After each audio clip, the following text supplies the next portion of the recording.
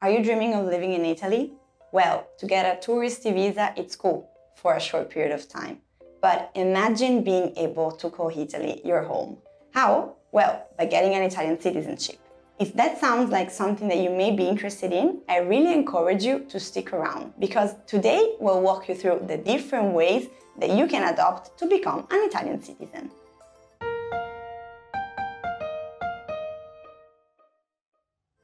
Ciao a tutti and welcome back to the Italianforawhile channel, your go-to destination for all things Italy.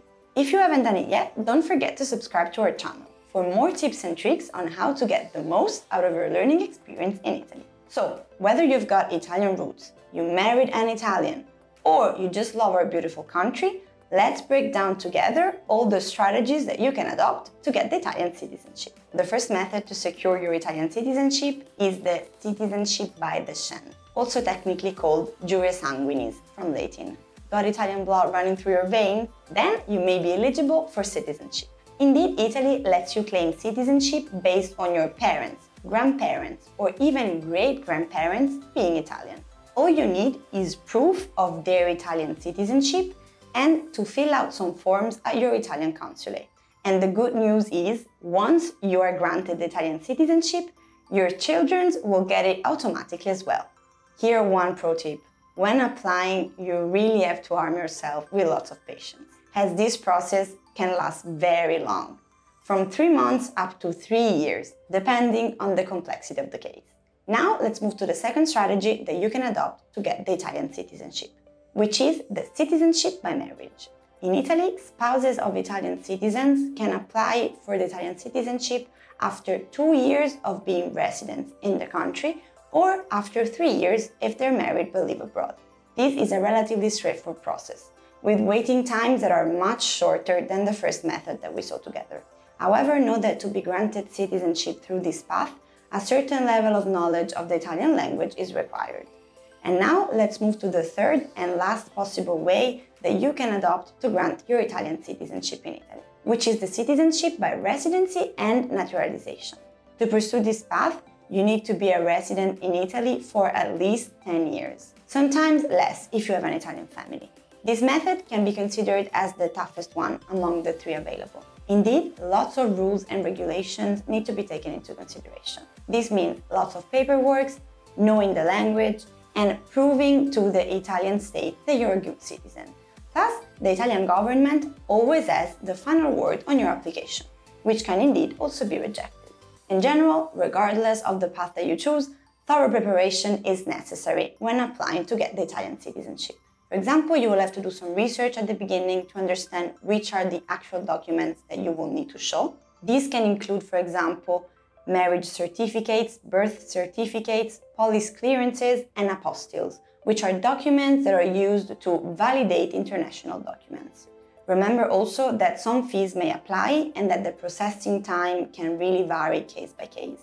You can expect in general to wait between few weeks up to years, as we already said. As you can understand, to apply to get the Italian citizenship is a process that requires careful planning and a lot of attention to details. So let's see together a step-by-step guide that will help you break down the complexity of this process. First of all, you'll need to assess your eligibility to actually apply to get the Italian citizenship. And you will need to understand which path you will have to follow among the 3 that we previously described. Second, as we already mentioned, you will have to conduct a thorough research to understand what are all the documents that are required for the path that you choose to follow. Then, after understanding all the documents that are required, make sure that you actually have these documents at your disposal and that they meet all the requirements specified by the Italian authorities. So then, after collecting all the documents, the next step will be that of preparing for translation and apostilles. If your documents are not originally in Italian, you will need to find certified translators. Additionally, make sure to double-check if it is required the use of apostilles to validate your documents for international use. When you reach this point, you can finally submit your application. You will need to fill out some forms, put them together with all the documents that you collected, and bring them to the closest Italian consulate or embassy. One pro tip here.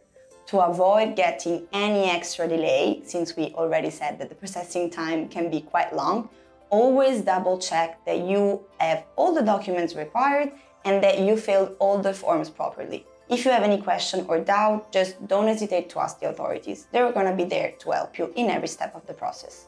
Now, just know that when applicable, one of the last steps when applying for the Italian citizenship may be that of doing some interviews. This, of course, depends on the pathway that you're gonna pursue. During these interviews, be prepared to answer questions about your background, your history, your family, and so on. Finally, once your application is submitted, now all you have to do is just patiently wait for a decision to be made. As we already said, just keep in mind that the processing process can vary, so be patient. If then your application is approved, you will be notified by the Italian authorities. In that case, you will then receive a citizenship certificate that will certify that you are now a citizen of Italy. Here, a final pro tip for you. Just check if your country allows double citizenship, because in that case, you can decide to keep both citizenships. Of course, to make an informed decision, always double check with all the implications and requirements of the dual citizenship. And with this last tip, that's really all for today, guys. I hope you found this guide helpful, and I wish you good luck with your path of getting the Italian citizenship. And of course, little disclaimer here. Remember that this guide serves just as a starting point. For more in-depth information and personalized advice, always make sure to double check with an immigration specialist.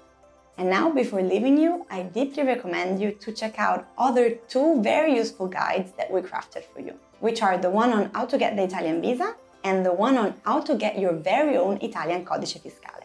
Also, if you found this video helpful, I really encourage you to like it, comment it, or just share it with your friends. And until next time, ciao, alla prossima!